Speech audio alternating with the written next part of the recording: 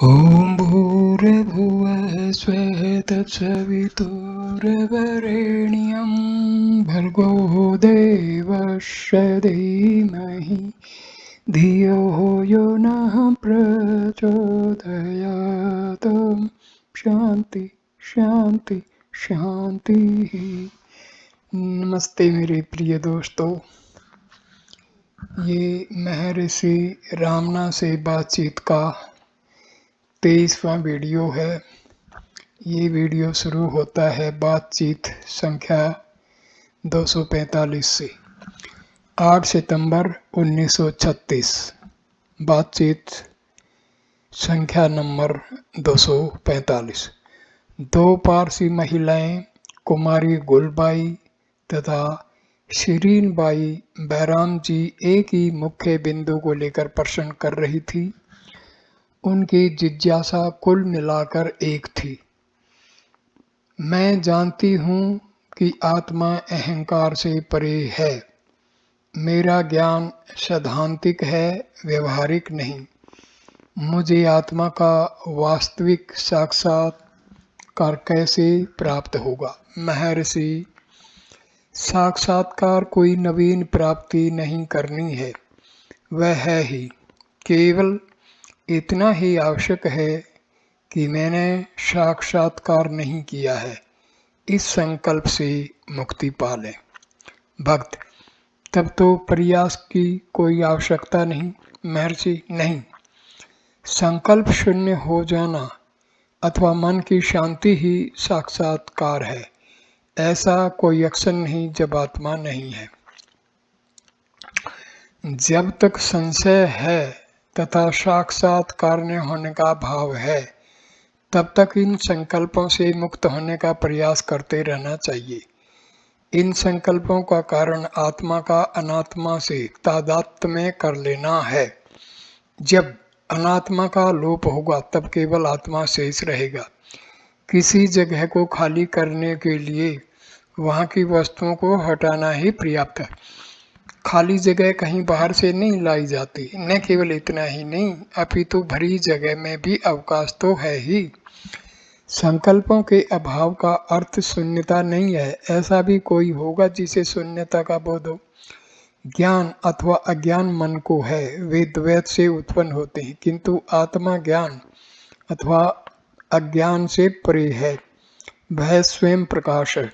आत्मा को देखने के लिए दूसरी आत्मा की आवश्यकता नहीं। आत्माएं दो नहीं है। जो आत्मा नहीं वह अनात्मा है। अनात्मा आत्मा की अनुभूति नहीं कर सकता। आत्मा ने देखता है न सुनता है, वह इनसे परे है, केवल शुद्ध चैतन्य स्वरूप। एक महिला अपने गले में हार धारण किए उसके खो जाने की कल्पना से उसे खोजती फिरती है, जब तक कि उसकी सखी उसे गले का हार का स्मरण नहीं कराती। उसने स्वयं ही उसके खो जाने की कल्पना की, स्वयं ही उसे खोजने की चिंता की तथा स्वयं ही उसकी पुनः प्राप्त करने की प्रसन्नता व्यक्त की। इसी प्रकार आत्मा सदैव विद्यमान है। तुम इसे खोजो चाहे न खोजो। जिस प्रकार उस महिला की कल्पना में खोए हुए हार की पुनः प्राप्ति का भाव होता है, उसी प्रकार अविद्या के दूर होने से तथा मिथ्या तादात्म्यता की समाप्ति से आत्मा को सदैव विद्यमान है, अभी और यहाँ वह प्रकट हो जाता है। इसे साक्षात्कार कहते हैं। यह नया नहीं है। यह अविद्या के निरसन करने से अधिक कुछ भी नहीं है। मन की खोज करने का दुष्परिणाम है शून्यता। मन को शाखा प्रशाखा सहित समूल नष्ट करना होगा। यह देखो कि विचार करता कौन है, खोज करने वाला कौन है, और वही कर्ता बने रहो। सारे संकल्पों का लोप हो जाएगा। भक्त, तब वहाँ विचार करने वाला अहम होगा। महर्षि, वह अहम संकल्प शून्य शुद्धात अहम है। यह आत्मा के समान ही है। जब तक मिथ्या तादात्म्यता रहेगी, संशय रहेंगे, प्रथम प्रश्न उदय होंगे, उनका अंत नहीं होगा। अनात्मा का अंत करने से ही संशय नष्ट होंगे। इसका परिणाम आत्म साक्षात्कार होगा। तब कोई संशयकर्ता अथवा प्रश्नकर्ता नहीं रहेगा। इन समस्त संशयों का समाधान अपने अंदर ही करना चाहिए, शब्दों में समझाने की अक्षमता नहीं। विचारकर्ता में टिके रहो, जड़ में टिके बिना बाहर दृश्य तथा मन में संशय प्रकट होते रहते हैं। 246 बातचीत संख्या। भाषा अपने विचार दूसरों को व्यक्त करने का माध्यम मात्र है। संकल्पों के उदय होने के बाद ही इसकी आवश्यकता होती है। अन्य संकल्प अहम भाव के उदय होने के बाद उदय होते हैं। अहम भाव ही सारे वार्तालाप का मूल है। जब कोई विचार शून्य रहता है तब एक दूसरे के भाव को मौन की व्यापक भाषा से ग्रहण करने में समर्थ होता है। मौन नित्य वाणी है, यह भाषा का नित्य प्रवाह है। वार्ता से इसका प्रवाह भंग होता है। बोलना उस प्रवाह में बाधा डालना है। तार में विद्युत प्रवाहित होती है, इसकी प्रवाह में रोक होने पर यह लैंप बनकर दीप्त होती है अथवा पंखा बनकर घूमती है। तार में यह विद्युत शक्ति होकर रहती है। इसी प्रकार मौन भाषा का नित्य प्रवाह है, जिसमें शब्द बाधा उत्पन्न करते हैं। जो बोध वर्षों के वार्तालाप से संभव नहीं, वह मौन से अथवा मौन की उपस्थिति में अक्षण मात्र में सुलभ हो जाते। उदाहरणार्थ दक्षिणामूर्ति तथा उनके 4 शिष्य, यह उच्चतम तथा अत्यंत प्रभावशाली भाषा है। बातचीत संख्या नंबर 247। एक संशय उठा कि शुद्ध मैं की जागृति निर्विकल्पता ही है अथवा इससे पूर्व की अवस्था है। श्री भगवान ने कहा, हृदय का सूक्ष्म छिद्र सदैव बंद रहता है, किंतु विचार से यह खुल जाता है, जिससे कि केवल मैं की चेतनता प्रकाशित हो उठती है। यह समाधि के समान ही है। भक्त, मूर्छा तथा सुषुप्ति में क्या अंतर है? महर्षि, सुषुप्ति अकस्मात होती है तथा मनुष्य को बलपूर्वक दबा लेती है। मूर्छा धीरे धीरे आती है तथा यनकिंचित विरोध बना रहता है। मूर्छा में साक्षात्कार संभव है, किंतु सुषुप्ति में असंभव है। भक्त, मृत्यु से पूर्व क्या स्थिति होती है? महर्षि, जब मनुष्य अंतिम अवस्था में श्वास लेने के लिए संघर्ष करता है, इसका आशय है कि उस व्यक्ति को अपनी देह का भान नहीं है, अन्य देह ग्रहण की जा रही है तथा मनुष्य इधर से उधर झूलता है। जब वह इस प्रकार सांस लेने के लिए हाँफता है, तब बीच बीच में सांस लेना अत्यधिक कष्ट साध्य हो जाता है तथा वर्तमान देह के प्रति मोह भंग न होने से दोनों देहों के मध्य झुलाव होता है। यह मैंने अपनी माँ तथा पलनी स्वामी के देहांत के समय अनुभव किया। भक्त, क्या उपरोक्त अवस्था में नवीन देह व्यक्ति के पुनर्जन्म का द्योतक है? महर्षि, हाँ। सांस के लिए हाँफने की स्थिति मनुष्य स्वप्न जैसी स्थिति में रहता है तथा अपने वातावरण से अनभिज रहता है। यह स्मरण रखना आवश्यक है कि श्री भगवान प्रातः 8 बजे से रात्रि के 8 बजे तक अपनी माँ के समीप रहे, जब तक कि उन्होंने देह त्यागी। पूरे समय वे एक हाथ से माँ का सिर पकड़े रहे तथा दूसरा हाथ माँ के वक्ष पर रखे रहे। इसका क्या अभिप्राय था, उन्होंने बाद में स्वयं बताया कि उनके तथा उनकी माँ के मध्य एक संघर्ष था, जब तक कि उनके प्राण हृदय में प्रवेश न कर गए। स्पष्टता, जीवात्मा सूक्ष्म अनुभवों के कर्मों से होकर जाता है तथा श्री भगवान का स्पर्श विद्युत शक्ति का प्रवाह उत्पन्न करता है, जो जीवात्मा को पुनः हृदय में प्रवेश करा देता है। तथापि संस्कार बने रहते हैं एवं महर्षि के स्पर्श से उदित आध्यात्मिक बल तथा सहज संस्कारों में संघर्ष होता है। अंततः संस्कार पूर्णतया नष्ट हो जाते हैं तथा जीवात्मा हृदय में प्रवेश कर शाश्वत शांति प्राप्त करता है, जो कि मोक्ष के समान ही है। इसके हृदय में प्रवेश करते समय एक विचित्र संवेदना होती है। इसका अनुभव महात्मा को होता है। यह घंटी के नाद जैसा है। जब महर्षि पलनी स्वामी को उनकी मृत्यु शैया पर संभाल रहे थे तो उन्होंने उपरोक्त संकेत पाकर अपना हाथ हटा दिया, परंतु पलनी स्वामी के नेत्र तुरंत ही खुल गए, जिसका अभिप्राय यह हुआ कि जीवात्मा नेत्रों द्वारा बाहर निकल गया, जो उच्चतर पुनर्जन्म का द्योतक है, पर मोक्ष का नहीं। पलनी स्वामी के साथ ऐसा अनुभव होने के बाद महर्षि अपनी माँ को कुछ अधिक देर तक स्पर्श करते रहे। जीवात्मा के हृदय में प्रवेश कर लेने के संकेत के बाद भी, और इस प्रकार उनकी मुक्ति सुनिश्चित कर दी। माँ के मुखमंडल पर विराजमान पूर्ण शांति तथा शिथिलता के भाव इसका प्रमाण थे। 15 सितंबर 1936। बातचीत संख्या नंबर 248। श्री भगवान ने कहा, अज्ञानी कहता है मैं देह हूँ और ज्ञानी भी कहता है मैं देह हूँ, तो अंतर क्या है? मैं हूँ सत्य है, शरीर की सीमा है। अज्ञानी मैं को देह तक ही सीमित करता है। सुषुप्ति में मैं देह से स्वतंत्र रहता है, वही मैं अब जागृत अवस्था में है। यद्यपि मैं की कल्पना देह में की जाती है, किंतु यह देह से अलग है। मैं देह हूँ, यह बात गलत नहीं है। मैं ऐसा कहता है, देह जड़ है तथा ऐसा नहीं कह सकता। भूल मैं को वह वस्तु मान लेना है जो मैं नहीं है। मैं जड़ नहीं है। जड़ देह मैं नहीं हो सकता। देह की क्रियाकलापों को मैं के साथ मिला देता है और परिणाम में दुख भोगता है। देह सक्रिय हो अथवा निष्क्रिय, मैं स्वतंत्र तथा सुखी रहता है। अज्ञानी का मैं केवल देह है, यही सारी भूल है। ज्ञानी के मैं देह तथा अन्य सब कुछ भी सम्मिलित है।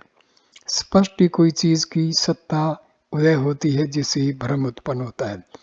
श्री वैद्यनाथ अय्यर, एक वकील ने पूछा, यदि ज्ञानी कहता है मैं देह हूं तो उसका मृत्यु के उपरांत क्या होता है? महर्षि, अभी भी वह स्वयं की देह से तादात्म्यता नहीं करता। भक्त, किंतु आपने अभी जो कहा कि ज्ञानी कहता है मैं देह हूं, महर्षि ठीक है, उसका मैं देह को भी सम्मिलित करता है, कारण उसकी दृष्टि में मैं के अतिरिक्त और कुछ नहीं हो सकता। यदि देह नष्ट हो जाए तो भी मैं की कोई हानि नहीं, मैं वही रहता है। यदि देह स्वयं को मृत मानती है तो वह स्वयं प्रश्न करे। जड़ होने से देह कोई प्रश्न नहीं कर सकती। मैं की कभी मृत्यु नहीं होती है, अतः वह प्रश्न नहीं करता। फिर मृत्यु किसकी होती है? प्रश्न कौन करता है? भक्त, तब समस्त शास्त्र किसके लिए हैं? वे वास्तविक मैं के लिए नहीं हो सकते, वे मिथ्या मैं के लिए ही हो सकते हैं। सत्य को उनकी कोई आवश्यकता नहीं। यह आश्चर्यजनक है कि मिथ्या के लिए इतने शास्त्र हों। महर्षि, हाँ ऐसा ही है। मृत्यु एक संकल्प है और कुछ नहीं। जो संकल्प करता है वही कलेशों को जन्म देता है। विचार करता ही हमें बताए मृत्यु उपरांत उसको क्या होता है। वास्तविक मैं मौन है। व्यक्ति को मैं यह हूँ, मैं यह नहीं हूँ का विचार नहीं करना चाहिए। यह अथवा वह कहना मिथ्या है। ये सब सीमित ही हैं। केवल मैं हूँ अर्थात केवल अस्तित्व ही सत्य है। मौन ही वास्तविक मैं है। यदि कोई व्यक्ति विचार करता है मैं यह हूँ, दूसरा व्यक्ति विचार करता है मैं यह हूँ, और इसी प्रकार विचारों में संघर्ष होता है और परिणाम स्वरूप इतने अधिक धर्म है। सत्य जैसा है वैसा रहता है। इस पर विपक्ष तथा पक्ष के व्यक्तित्वों का प्रभाव नहीं पड़ता।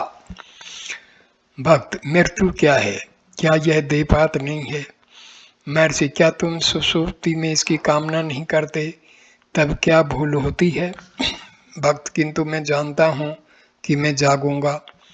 महर्षि, हाँ, पुण्य संकल्प। इसके पूर्व में संकल्प था मैं जागूंगा। संकल्प ही जीवन का संचालन कर रहे हैं।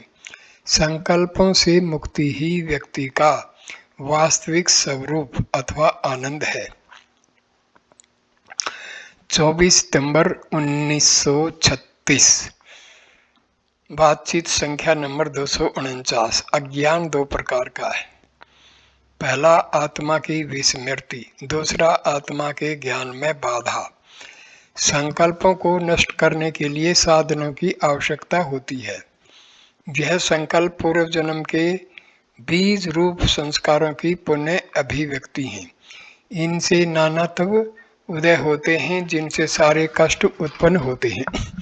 साधन यह है, सद्गुरु से सत्य का श्रवण आदि। श्रवण का प्रभाव तुरंत हो सकता है तथा शिष्य तत्काल उस सत्य का अनुभव करता है। यह केवल अत्यंत उन्नत शिष्य के लिए ही संभव है। अन्यथा बारंबार श्रवण करके भी शिष्य यही सोचता है कि वह सत्य का साक्षात करने में असमर्थ है। इसका क्या कारण है? मन की मलिनता, अज्ञान, संशय तथा मिथ्या तादात्म्यता की बाधाओं को हटाना आवश्यक है। क्या? अज्ञान को पूर्णतया निवारण करने के लिए जब तक कि उसको विषय का पूर्ण ज्ञान न हो जाए तब तक उसे सत्य के श्रवण की पुनरावृत्ति आवश्यक है। खा, संशयों के निवारण हेतु जो कुछ उसने श्रवण किया है उसका मनन आवश्यक है। अंत में उसका ज्ञान हर प्रकार के संशयों से रहित हो जाएगा। गा, आत्मा को भ्रांतिवश अनात्मा, देह, इंद्रिय, मोह, मन अथवा बुद्धि मान लेने की मिथ्या धारणा निवारण हेतु मन को एकाग्र करना आवश्यक है। यह सब पूर्ण होने से बाधाएं समाप्त होती हैं। उसके फल स्वरूप समाधि होती है, अर्थात शांति का साम्राज्य होता है। कुछ लोग कहते हैं कि व्यक्ति को श्रवण, मनन तथा निधिध्यासन कदापि बंद न करना चाहिए। ग्रंथों के अध्ययन से इनकी प्राप्ति नहीं होती, अपितु केवल मन को निरंतर पीछे हटाने के प्रयास से इनकी प्राप्ति होती है। साधक कर्तो उपासक है अथवा अकर्तो उपासक। पहला अत्यंत स्वल्प प्रेरणा से भी आत्म साक्षात करने में समर्थ है। उसके मार्ग में केवल तनिक सा संशय रुकावट करता है। यदि वह सद्गुरु से सत्य का श्रवण एक बार कर ले तो संशय सरलता से दूर हो जाता है। उसे तुरंत ही समाधि की अवस्था प्राप्त हो जाती है। ऐसा माना जाता है कि उसने पहले ही पूर्व जन्म में श्रवण, मनन आदि की पूर्णता कर ली थी। अब वे उसके लिए आवश्यक नहीं है। दूसरों के लिए इन समस्त साधनों की आवश्यकता है। बारंबार श्रवण करने के उपरांत भी उसको संशय आ घेरते हैं। अतः जब तक समाधि की अवस्था प्राप्त न हो जाए साधन नहीं छोड़ना चाहिए। श्रवण से आत्मा की देह आदि से तादात्म्यता की भ्रांति दूर हो जाती है। मनन से यह स्पष्ट हो जाता है कि ज्ञान आत्मा है। निधिध्यासन से स्पष्ट होता है कि आत्मा अनंत एवं आनंद है। 27 सितंबर 1936। बातचीत संख्या नंबर 250। एक भक्त ने महर्षि के लिए एक सुपरिचित व्यक्ति द्वारा दिए गए असंतोषजनक व्यक्तियों की चर्चा की। महर्षि ने कहा, मैं उसे ऐसा करने की अनुमति देता हूँ। मैंने पहले से ही उसे अनुमति दे दी है। वह इस प्रकार और अधिक करे। दूसरे भी ऐसा कर सकते हैं, वे केवल मुझे अकेला छोड़ दें। ऐसी सूचनाओं के कारण यदि मेरे पास कोई भी न आए तो मैं उसे अपनी प्रति की गई बहुत बड़ी सेवा मानूंगा। इसके अतिरिक्त यदि वह मेरे संबंध में अपमानजनक बातें पुस्तकों में प्रकाशित कर उनकी बिक्री से धन उपार्जन करे तो वास्तव में उत्तम है। इस प्रकार की पुस्तकें अन्य पुस्तकों की अपेक्षा और अधिक शीघ्र तथा भारी संख्या में बिकती हैं। मिस मेयो की पुस्तक को देखो, वह भी ऐसा क्यों नहीं करे, वे मेरा अत्यधिक उपकार कर रहे हैं। ऐसा कहकर महर्षि हंसने लगे। 29 सितंबर 1936। जब महर्षि अकेले थे तब इस विषय का प्रसंग फिर उठा। अपने अविचारपूर्ण कार्य से आरोप लगाने वाले पर संकट आया हुआ प्रतीत होता है। जब यह बात बताई गई, महर्षि उस व्यक्ति की सुरक्षा के संबंध में चिंतित प्रतीत हुए और उन्होंने स्पष्ट सहानुभूति के साथ कहा, यदि उसे चाहे जिस प्रकार से धन कमाने की छूट भी दी जाए, तथापि व्यक्ति विपत्ति में फंसता है। यदि उसने हमारी सहिष्णुता का सदुपयोग कर बुद्धिमानी से कार्य किया होता तो उसका कार्य भली प्रकार चल सकता था, पर हम क्या कर सकते हैं। बातचीत संख्या नंबर 251। एक विशिष्ट महिला जो देखने में अत्यंत बुद्धिमान प्रतीत होती थी, यद्यपि उदास, ने प्रश्न किया, महाराज जी, हमने आपके बारे में सुना था, आप में सबसे अधिक करुणा है, आपकी आत्मा सबसे महान है। हमें बहुत समय से आपके दर्शनों की इच्छा थी। पिछले माह की 14 तारीख को भी मैं एक बार आई थी, किंतु जितनी देर तक मेरी इच्छा थी उतने समय तक आपके पवित्र सानिध्य में नहीं रह सकी। एक महिला, और वह भी युवा होने के कारण, इतने अधिक पुरुषों के बीच शीघ्र ही घबरा गई और अधिक न रुक सकने के कारण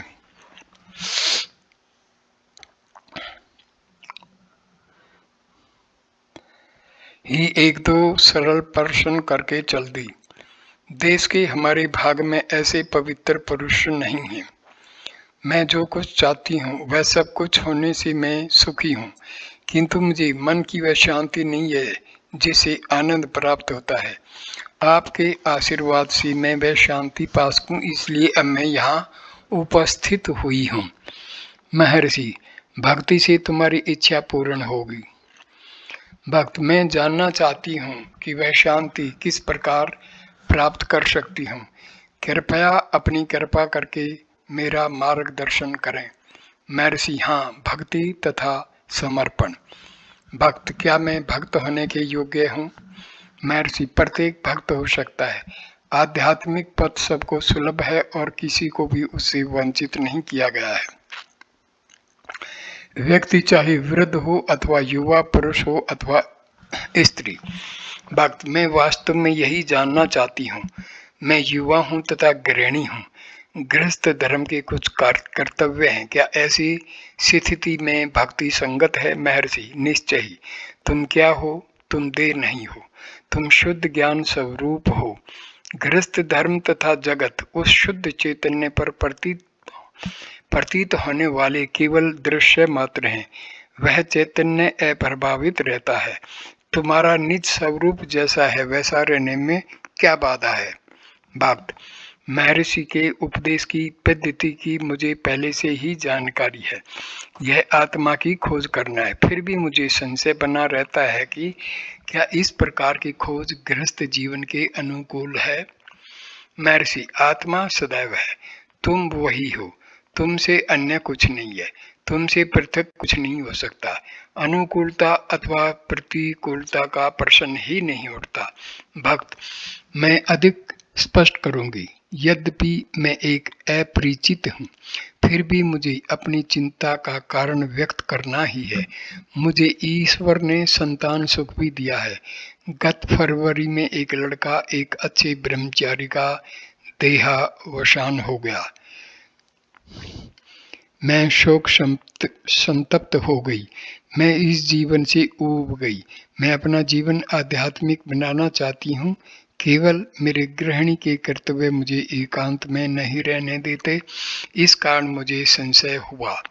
महर्षि, एकांत का अर्थ है आत्मा में स्थिर रहना, अधिक कुछ भी नहीं।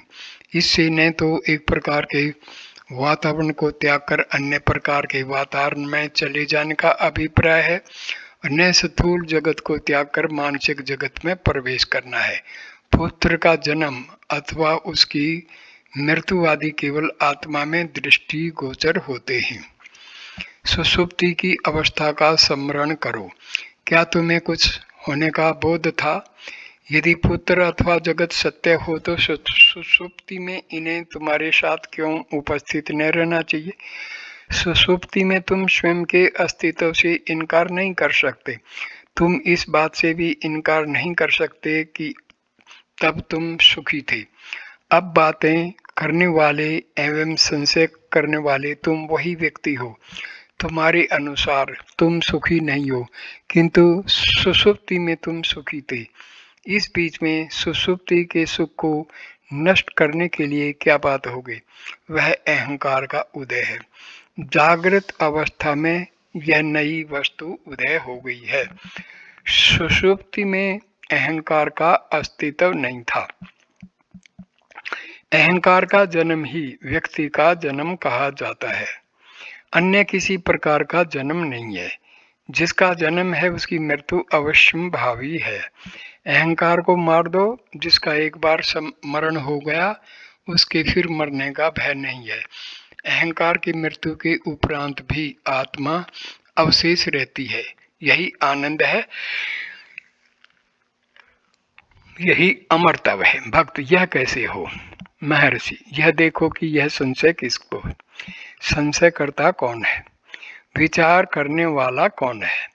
वह अहंकार है, इसे पकड़ लो। अन्य विचार नष्ट हो जाएंगे, शुद्ध अहम रह जाएगा। देखो अहम का उदय कहाँ से होता है? वह शुद्ध चैतन्य है। भक्त, यह कठिन प्रतीत होता है। क्या हम भक्ति मार्ग से प्रारंभ करें? महर्षि, यह व्यक्तिगत स्वभाव तथा साधन के अनुसार है। भक्ति एवं विचार एक ही हैं। भक्त, मेरा अभिप्राय ध्यान आदि से है। महर्षि, हाँ, ध्यान आकृति पर होता है, इससे अन्य संकल्प निकल जाते हैं। केवल ईश्वर का विचार अन्य विचारों पर प्रभुत्व रखेगा, यही एकाग्रता है। इस प्रकार ध्यान का भी वही लक्ष्य है जो विचार का है। भक्त, हम क्या ईश्वर को साकार रूप में नहीं देख सकते? महर्षि, हाँ, ईश्वर दर्शन मन में होता है, साकार दर्शन संभव है, फिर भी यह भक्त के मन में ही है। ईश्वर के आकार तथा रूप का दर्शन भक्त के मन के द्वारा ही निर्धारित होता है, किंतु यह अंतिम अवस्था नहीं है। इसमें द्वैत भाव का भाव रहता है। इसमें द्वैत का भाव रहता है। यह स्वप्न के दृश्य के समान है। ईश्वरा अनुभूति के पश्चात विचार प्रारंभ होता है। इसका परिणाम आत्मा का साक्षात्कार है। विचार ही अंतिम मार्ग है। यह ठीक है कि कुछ विचार को व्यवहारिक समझते हैं, दूसरों को भक्ति सुगम प्रतीत होती है। भक्त, क्या श्री ब्रंटन ने आपको लंदन में नहीं देखा था? क्या वह केवल स्वप्न था? महर्षि, हाँ, उन्हें दर्शन हुआ था। उन्होंने मुझे अपने मन में देखा था। भक्त, क्या उन्होंने यह स्पष्ट आकार नहीं देखा था? महर्षि, हाँ, किंतु अपने मन में। भक्त, मैं आत्मा तक किस प्रकार पहुंचूंगी? महर्षि, आत्मा तक पहुंचना नहीं होता। यदि आत्मा तक जाना होता तो इसका अर्थ होगा कि आत्मा यहाँ अभी नहीं है। क्या इसकी नवीन प्राप्ति होगी? जिसकी नवीन प्राप्ति होगी उसका अंत भी निश्चित है। इस प्रकार यह अस्थाई होगी। जो स्थायी नहीं है वह प्राप्त करने के योग्य नहीं है। इसलिए मैं कहता हूँ कि आत्मा तक पहुँचना है ही नहीं। तुम आत्मा हो, तुम वही हो। सही बात यह है कि तुम्हें अपने आनंद स्वरूप का लक्ष्य नहीं है।